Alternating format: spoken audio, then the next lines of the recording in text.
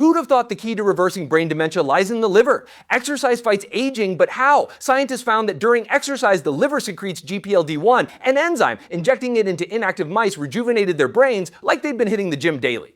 But that makes no sense. The brain has a blood-brain barrier that blocks toxins from the blood, and GPLD1 can't cross it. So how could it upgrade the brain remotely? A UCSF-led team's new cell study finally built a complete scientific causal chain.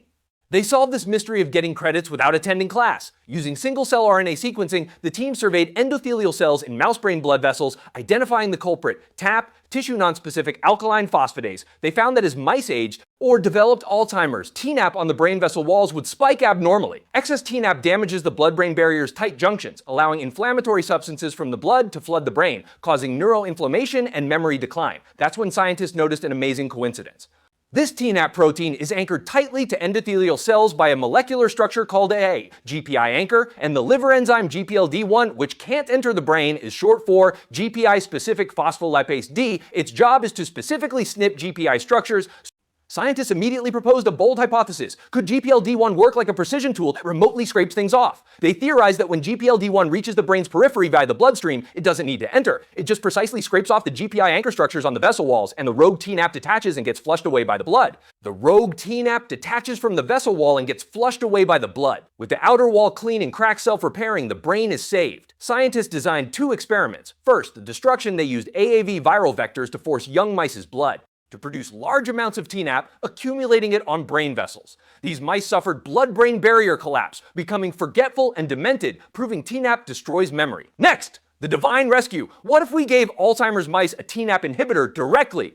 The team used 5xFAD gene deficient mice whose brains accumulate amyloid beta protein irreversibly. Scientists added a TNAP inhibitor to their feed. A miracle happened. In the active place avoidance test, a tough short-term memory test where mice must remember and avoid electrified zones on a rotating disc. These treated 5xFAD mice showed significant memory recovery. Even more incredibly, brain inflammation and plaque deposition were also significantly reduced. This proves that suppressing TNAP on vessel walls has the exact same effect as directly injecting the liver exercise factor. Would it work for humans? The paper doesn't say. But the team did dissect human brain cortex samples, comparing young, healthy elderly, and Alzheimer's patients. They confirmed TNAP concentrations on blood vessels in Alzheimer's patients were sky high.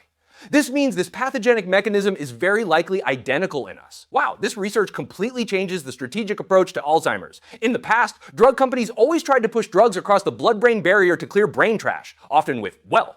But this paper tells us, take care of the outer wall and the inside will naturally improve. However, to avoid dying before vascular rust removal medicine comes out, it's smarter to proactively de-rust through exercise. What, you don't like exercise? You'd better remember, TNAP doesn't like you exercising either. Huh? What's TNAP? Oh, you